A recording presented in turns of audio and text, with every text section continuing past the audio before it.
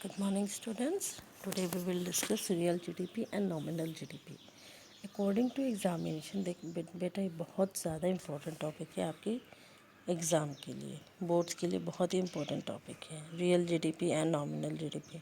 First हम जानेंगे what is GDP. GDP क्या है, हमने पहले भी पढ़ा है, gross domestic production. It means वो वैल्यू गुड्स और सर्विसेज की जो हमारे देश के डोमेस्टिक टेरिटरी के अंदर अंदर प्रोड्यूस होती हैं एक साल में।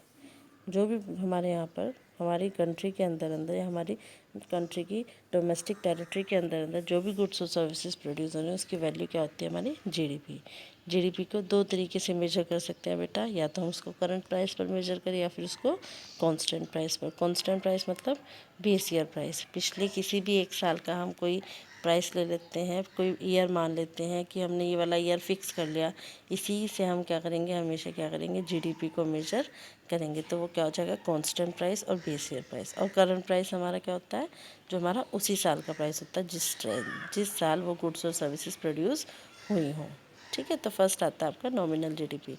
नॉमिनल जीडीपी में क्या करते हैं, जब जीडीपी की वैल्यू को हम करंट ईयर प्राइस पर, जिस साल वो सामान बना है उसी साल के प्राइसेस पर जब हम जीडीपी की वैल्यू को कैलकुलेट करते हैं तो वो होता है आपका नॉमिनल जीडीपी। ठीक है, मतलब किस पर मेजर कर रहे हैं हम, नॉमिनल जीडीपी किस पर मेजर की जाती है, करंट ईयर प्राइस पर। नॉमिनल जीडीपी वैल्यू चेंज हो जाती है अगर आपको प्राइस बदल जाए या आउटपुट बदल जाए। दोनों बदल रहे हैं या फिर कोई एक बदल रहा है तो नॉमिनल जीडीपी की वैल्यू क्या हो जाएगी बेटा, चेंज हो जाएगी, बदल जाएगी। ठीक है, चाहे प्राइसेस बदल जाए, प्राइसेस बदल रहे हैं लेकिन आउटपुट सेम है तो भी क्या होगा, नॉमिनल जीडीपी की वैल्यू चेंज हो जाएगी। नेक्स्ट है आपका रियल जीडीपी। रियल जीडीपी की वैल्यू किस पर मेजर करते हैं बेटा, कांस्टेंट प्राइस पर। जब जीडीपी की वैल्यू को हम कांस्टेंट प्राइस पर मेजर करते हैं, कांस्टेंट प्राइस मैंने बताया कि एक पर्टिकुलर पिछले किसी भी एक साल को हम क्या ले लेते हैं, एक फिक्स मान लेते हैं कि हमें इसी साल को लेना है, ये हमारा बेस ईयर होगा। ठीक है, कंपैरिजन करेंगे तो बेस ईयर ये होगा, तो क्या होगा वो आपका कांस्टेंट प्राइस। तो उस पर जिस वैल्यू को जब जीडीपी को हम उस प्राइस पर मेजर करते हैं तो वो कौन सी जीडीपी होती है, रियल जीडीपी। रियल जीडीपी कब बदलती है, रियल जीडीपी किससे इफेक्टेड होती है बेटा, इससे प्राइस पर कोई फ़र्क, इसका प्राइस पर कोई फ़र्क नहीं पड़ता या फिर प्राइस का इस पर कोई फ़र्क नहीं पड़ता। ठीक है, प्राइस अगर बदल जाता है तो रियल जीडीपी कोई फ़र्क नहीं पड़ता, लेकिन अगर क्वांटिटी बदल रही है तो रियल जीडीपी आपकी चेंज हो जाती है। ठीक है, और रियल जीडीपी ही क्या है, इकोनॉमिक वेलफेयर का मेजर होती है। वेलफेयर मीन्स कि जो हमारा मटेरियल वेलबींग, जो लोगों को गुड्स और सर्विसेज मिलती है उसके बदले जो उनका भला होता है, जो उनका कल्याण होता है, उसको बोलते हैं इकोनॉमिक वेलफेयर। साथ ही इन्फ्लेशन और डिफ्लेशन भी रियल जीडीपी से ही हम कैलकुलेट करते हैं कि रियल जीडीपी और नॉमिनल जीडीपी मतलब क्या है, कि रियल जीडीपी से पता चलता है कि प्राइसेस बढ़ रहे हैं, इन्फ्लेशन हो रहा है या फिर डिफ्लेशन हो रहा है। अब एक इसमें इम्पोर्टेंट चीज़ पूछी जा सकती है एग्ज़ाम में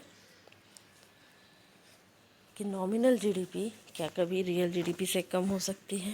हाँ, कब कम होगी, जब current year prices constant year price या फिर बेस ईयर प्राइस से कम होंगे।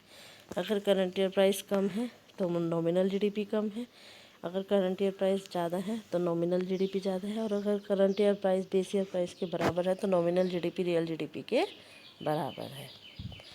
रियल जीडीपी रिफ्लेक्ट क्या करती है, इकोनॉमिक ग्रोथ को, इकोनॉमिक वेलफेयर को, लेकिन नॉमिनल जीडीपी नहीं करता। क्यों, क्योंकि रियल जीडीपी है वो सिर्फ किससे इफेक्ट होती है, आउटपुट से, उसका प्राइस का उस पर कोई प्रभाव नहीं पड़ता।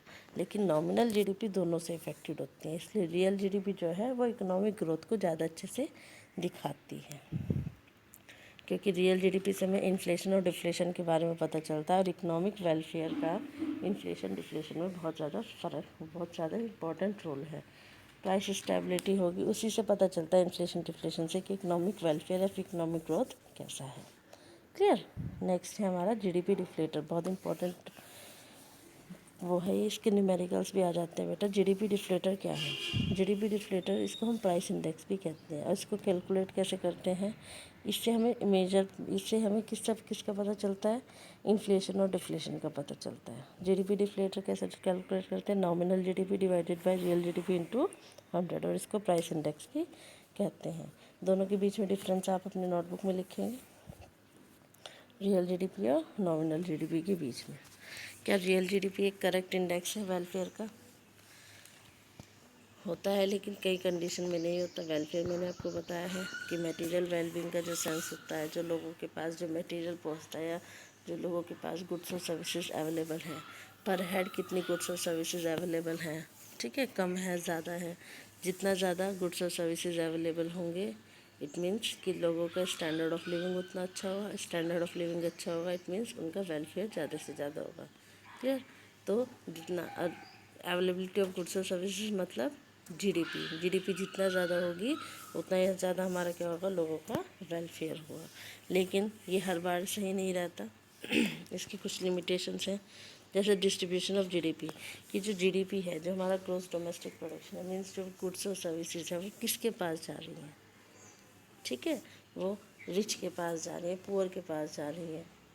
तो क्या होगा, अगर रिच के पास जा रहे तो रिचर बना रहे, पुअर के पास तो नहीं जा रही है। तो इससे क्या हो रहा है, डिस्ट्रीब्यूशन ऑफ जीडीपी क्या है, वेलफेयर। अब पुअर के पास गुड्स और सर्विसेज अवेलेबल नहीं होंगी तो क्या होगा, स्टैंडर्ड ऑफ लिविंग कम होगा। स्टैंडर्ड ऑफ लिविंग कम होगा इट मीन्स कि इकोनॉमिक वेलफेयर नहीं होगा। तो इनइक्वालिटी को मेजर नहीं कर रहा है ये जीडीपी। क्लियर? नेक्स्ट है मॉनेटरी एक्सचेंज और ट्रांजैक्शन। मॉनेटरी एक्सचेंज और ट्रांजैक्शन मतलब वो सर्विसेज जो बनाई तो जाती हैं लेकिन जिनको मनी के थ्रू एक्सचेंज नहीं किया जाता, बस लव और अफेक्शन से हम उनको बना देते हैं। जैसे हमारी मदर हमारे लिए कुछ क्लोथ बना रही हैं, ठीक है, ड्रेस बना रही है कुछ, या फिर हमारे लिए फूड बना रही है तो प्रोडक्टिव, लेकिन उसको मनी के थ्रू हम एक्सचेंज नहीं करते। क्लियर? जैसे एक वो है हॉबीज़ है पेंटिंग करना, पेंटिंग बन रही है लेकिन उसको मनी के थ्रू एक्सचेंज नहीं कर रहे हैं। ये क्या है, इकोनॉमिक वेलफेयर तो हो रहा है लेकिन इससे क्या हो रहा है बेटा, जीडीपी से बाहर रखा जा रहा है, जीडीपी के मेजरमेंट में इंक्लूड नहीं किया जा रहा है। एक्सटर्नलिटी बहुत इंपॉर्टेंट है।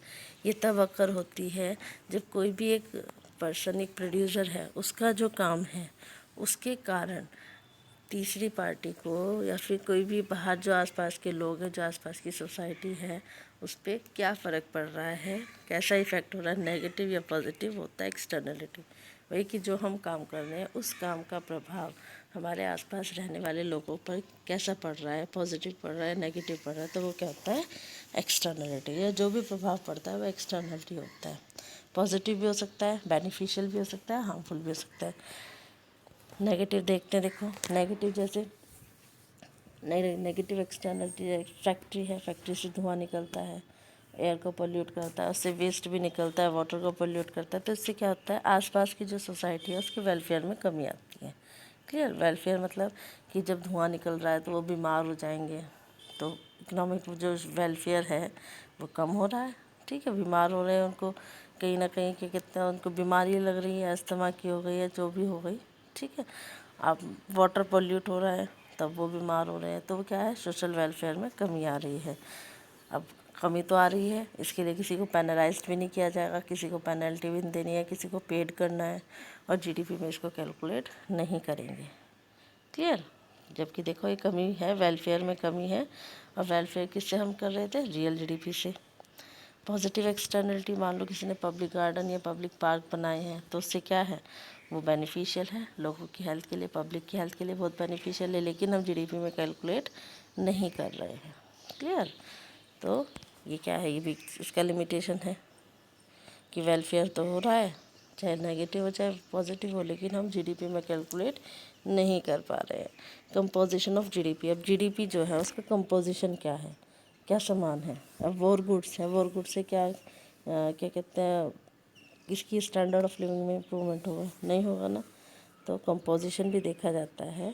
कंपोजिशन क्या होगा, अगर जीडीपी तो ज़्यादा हो रही है, ज़्यादा जीडीपी क्यों हुई, क्योंकि इस बार हमारा वॉर गुड्स ज़्यादा बना, वॉर मटेरियल ज़्यादा बना, वेपन्स ज़्यादा बने, लेकिन इकोनॉमिक वेलफेयर तो इंक्रीज नहीं कर रहे हैं। ठीक है।